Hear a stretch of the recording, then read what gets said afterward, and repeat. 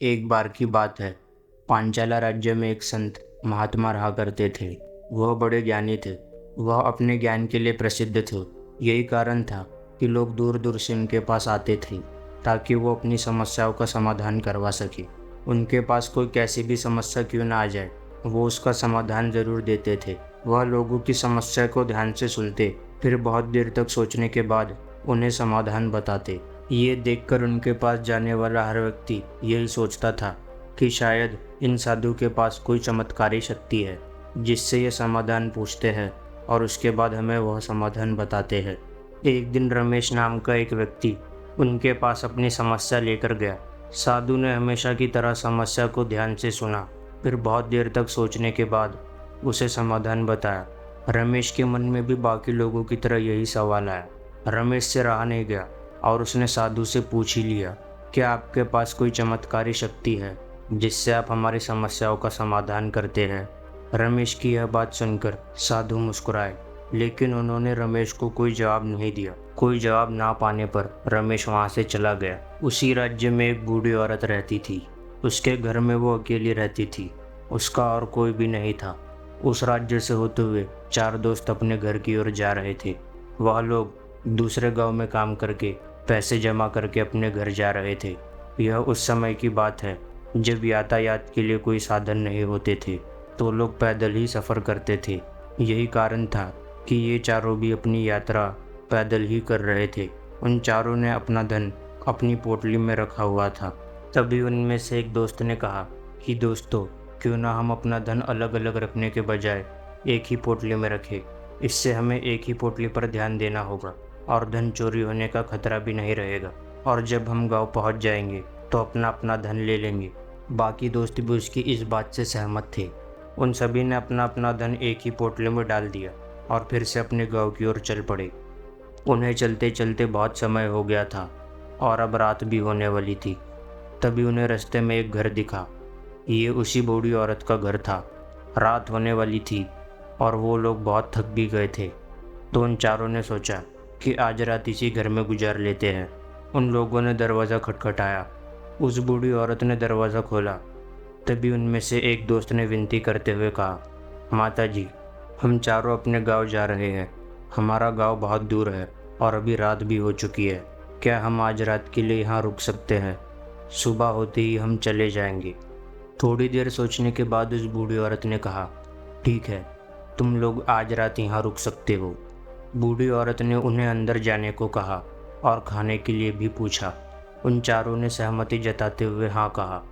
उसके बाद उन चारों ने वह पोटली उस बूढ़ी औरत को दे दी और कहा, माता जी, हमारा साल भर का कमाया हुआ धन इस पोटली में है। ये पोटली हम आपको दे रहे हैं क्योंकि ये पोटली हमसे ज़्यादा आपके पास सुरक्षित है। हम में से कोई भी यह पोटली मांगने आए तो उसे पोटली मत देना जब तक कि हम चारों एक साथ ये पोटली मांगने ना आए। बूढ़ी औरत ने कहा, ठीक है बेटा, जब तक तुम चारों एक साथ ये पोटली नहीं मांगोगे तब तक मैं ये पोटली तुम में से किसी को भी नहीं दूंगी। अरे हाँ, तुम लोग तो सुबह ही यहाँ से जाने वाले हो, तो मैं सुबह ही तुम लोगों को यह पोटली दे दूंगी। बूढ़ी औरत को पोटली देकर चारों दोस्त निश्चिंत होकर सो जाते हैं। वह लोग सुबह उठते ही आगे के सफ़र की तैयारी करने लग जाते हैं। वह लोग तैयारी कर रहे थे कि तभी उन लोगों की नज़र बूढ़ी औरत पर पड़ी। वह अकेली ही खेतों में काम कर रही थी। तभी उनमें से एक दोस्त ने कहा, उस बूढ़ी औरत ने हमारे लिए इतना कुछ किया, क्या हम जाने से पहले उनकी मदद नहीं कर सकते? असल में ये लड़का बहुत लालची था और इसके मन में कुछ और ही चल रहा था। वह चारों उस बूढ़ी औरत की मदद करने का फैसला करते हैं। वह लोग खेतों में काम करने लग जाते हैं। वह खेतों में काम कर रहे होते हैं कि तभी वह लालची लड़का बाकी तीनों से कहता है, दोस्तों, मुझे प्यास लगी है, मैं उस बूढ़ी औरत से पानी मांग कर लाता हूँ। उन तीनों को भी प्यास लगी थी। उन तीनों ने कहा, हमारे लिए भी पानी ले आना। वह लड़का उस बूढ़ी औरत के पास जाता है और कहता है, माता जी, हम यहाँ से जा रहे हैं, तो कृपया आप वो पोटली मुझे दे दीजिए। बूढ़ी औरत ने कहा, जब तक तुम चारों एक साथ वह पोटली नहीं मांगोगे तब तक मैं तुम में से किसी को भी वो पोटली नहीं दूंगी। तभी उस लड़के ने अपने दोस्तों की तरफ इशारा करते हुए कहा, ले आओ ना, उन्हें लगा कि वो पानी के लिए पूछ रहा है। उन तीनों ने ज़ोर से चिल्लाते हुए कहा, हाँ ले आओ। उस बूढ़ी औरत ने सोचा कि ये लोग सच में जा रहे हैं, इसलिए पोटली मांग रहे हैं। बूढ़ी औरत ने पोटली लाकर लड़के के हाथ में दे दी। वह लालची लड़का पोटली लेकर वहाँ से चला गया। असल में ये सब उसकी चाल थी। उसने पहले ही मन में योजना बना ली थी कि वह बूढ़ी औरत से पोटली लेकर भाग जाएगा। कुछ देर के बाद वह तीनों खेतों का काम खत्म करके उस बूढ़ी औरत के पास आकर कहते हैं, माता जी, हमारा दोस्त जो पानी लेने आया था वो कहाँ गया? इस पर वह बूढ़ी औरत जवाब देती है, क्या वो पानी लेने आया था? पर वो तो कह रहा था कि हम चारों जा रहे हैं, हमें वह पोटली वापस दे दीजिए। और तुम सबने भी हाँ कहा था। उन तीनों ने कहा, माता जी, हमने भला कब आपसे वह पोटली मांगी? हमें तो प्यास लग रही थी और हम पानी के लिए इशारा कर रहे थे, पर वह तो अब पोटली लेकर जा चुका है। उदास होकर उन तीनों ने बोला, माता जी, ये आपने क्या किया? उस पोटली में हमारी सारी कमाई थी और हमने तो आपसे कहा भी था कि जब तक हम चारों एक साथ आकर ये पोटली ना मांगे तब तक ये किसी को मत देना।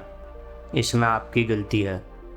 हमने तो आपको पोटली इसलिए दी थी ताकि पोटली सुरक्षित रहे और आपने वो पोटली उसे दे दी। हम राजा के पास जाएंगे और न्याय की मांग करेंगे। अब तो राजा इस बात का फैसला करेंगे।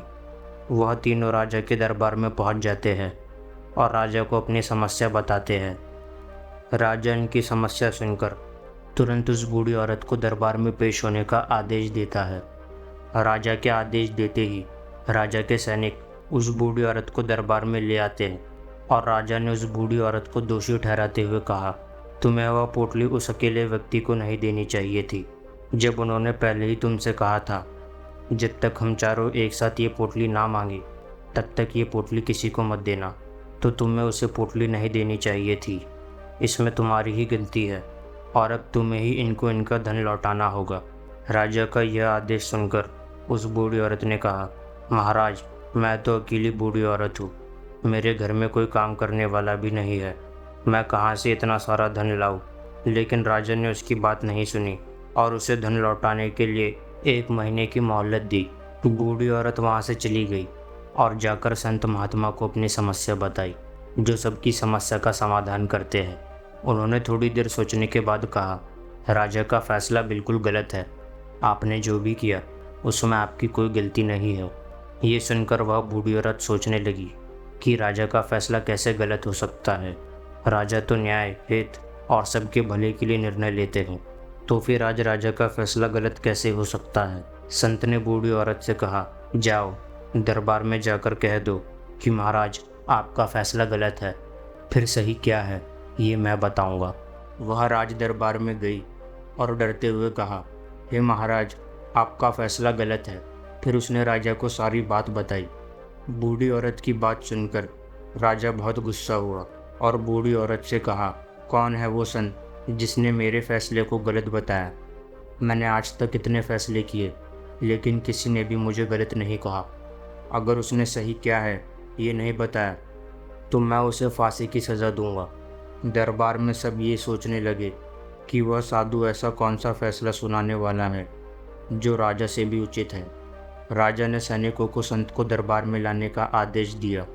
आदेश के अनुसार सैनिक संत को दरबार में ले आए। दरबार में सभी लोग संत के फैसले का इंतज़ार कर रहे थे।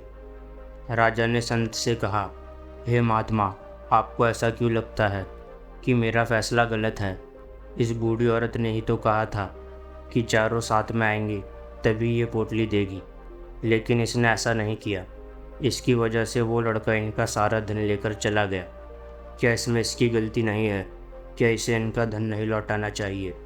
इस पर वह संत बड़ी विनम्रता से कहते हैं, महाराज, ये आपका फैसला है, लेकिन मैं इस पर कुछ कहना चाहता हूँ। जैसा कि उस बूढ़ी औरत ने कहा था कि पोटली उन चारों को ही देनी है, लेकिन अभी तो ये सिर्फ 3 है, चौथा कहाँ है? इनसे कहिए कि यहाँ से वापस जाए और अपने चौथे दोस्त को यहाँ लेकर आए, तभी इनको इनका धन वापस किया जाएगा। और वादा भी ऐसा ही किया गया था कि जब चारों साथ में होंगे तभी धन वापस दिया जाएगा। अगर एक को धन देना गलत है तो 3 को देना भी गलत ही होगा। तो इनसे कहिए कि जाकर अपने उस चौथे मित्र को लेकर आए। सभी इस बात से सहमत थे। सभी ने उन संत की तारीफ की। राजा भी इस बात से सहमत था। राजा ने हाथ जोड़कर संत से कहा, हे महात्मा, आपने इतना सही फैसला कैसे लिया? ये बात मेरे दिमाग में क्यों नहीं आई? इस बात पर संत ने कहा, हे महाराज, आपको इतना काम होता है, दिन भर व्यस्त रहते हैं और इसी वजह से आपको जल्दबाजी में फैसला लेना पड़ता है। आपने समस्या सुनी और फैसला सुना दिया।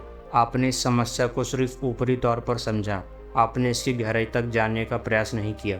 अगर आपने गहराई से सोचा होता तो आप भी इसी नतीजे पर पहुंचते। राजा ने संत से कहा, हे महात्मा, क्या आपके पास कोई चमत्कारी शक्ति है जिससे इतने सही समाधान बता पाते हैं? संत ने मुस्कुराते हुए कहा, महाराज, ये सवाल मुझसे बहुत लोगों ने पूछा है, लेकिन मैंने कभी किसी को इसका जवाब नहीं दिया। पर आप महाराज हैं, इसलिए मैं आपको बताता हूँ। मेरे पास कोई चमत्कारी शक्ति नहीं है। मैं तो बस हर मामले की गहराई तक सोचता हूँ, उस पर विचार करता हूँ।